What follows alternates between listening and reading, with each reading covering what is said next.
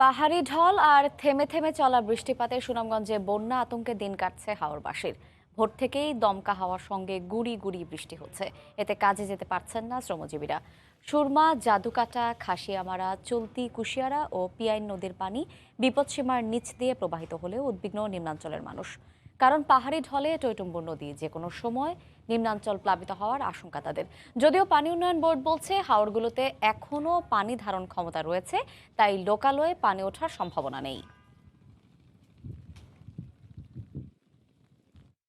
এই মুহূর্তে সুনামগঞ্জের কটচার হাওরে আছেন সহকর্মী ইকরামুল কবির। সরাসরি যাচ্ছি তার কাছে।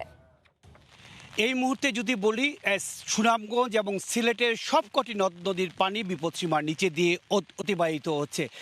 এর ফলে সিলেট এবং সুনামগঞ্জ এলাকায় এই মুহূর্ত পর্যন্ত কোনো বন্যার আশঙ্কা দেখা দিচ্ছে না। কারণ হচ্ছে গিয়ে যেই হাওরগুলো রয়েছে, আমি যে হাওরে দাঁড়িয়ে আছি কচ্ছার হাওর, সুনামগঞ্জে একটি অত্যন্ত বড় একটি হাওর। এই হাওরের যে অবস্থা, সেই অবস্থায় এখনও অনেক জায়গায় শুকনো রয়েছে। হাওরগুলো বলে রাখা প্রয়োজন যে এইবার একটু দেরি করেই বৃষ্টিপাত হয়েছে, যার কারণে আষাঢ়ের আগের দিন থেকে বৃষ্টিপাত, আষাঢ় শুরুর আগের দিন থেকে বৃষ্টিপাত হয়েছে।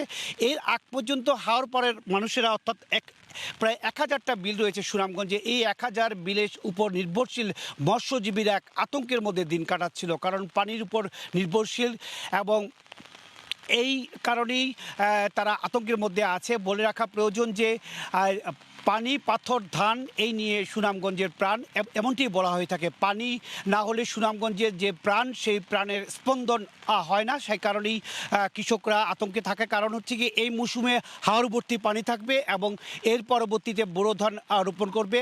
এই বোরো ধান আবাদের জন্য প্রচুর পানির প্রয়োজন, প্রত্যেকটা হাওরে পানিবন্দী অবস্থায় থাকতে হয়।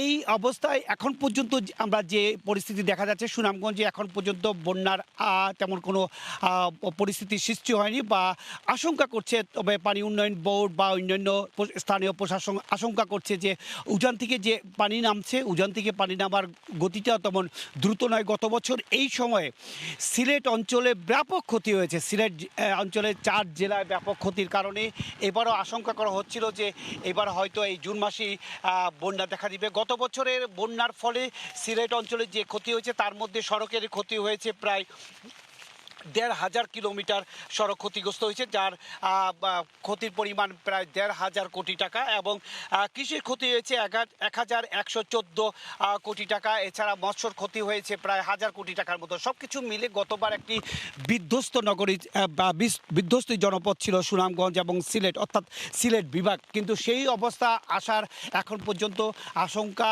যদিও করছেন পানি উন্নয়ন বোর্ড বা আবহাওয়াবিদরা, তবে এখন পর্যন্ত তেমন আশঙ্কা দেখা দিচ্ছে না। তবে মৎস্যজীবীদের জন্য আশীর্বাদ হয়ে দেখা দিয়েছে এই হাওর অঞ্চলের বা হাওর এলাকার পানিগুলো। মোটামুটি এই ছিল সুনামগঞ্জে যে হাওরগুলোতে ধীরে ধীরে পানি বাড়ছে এবং বৃষ্টিপাত, তার সবশেষ খবর।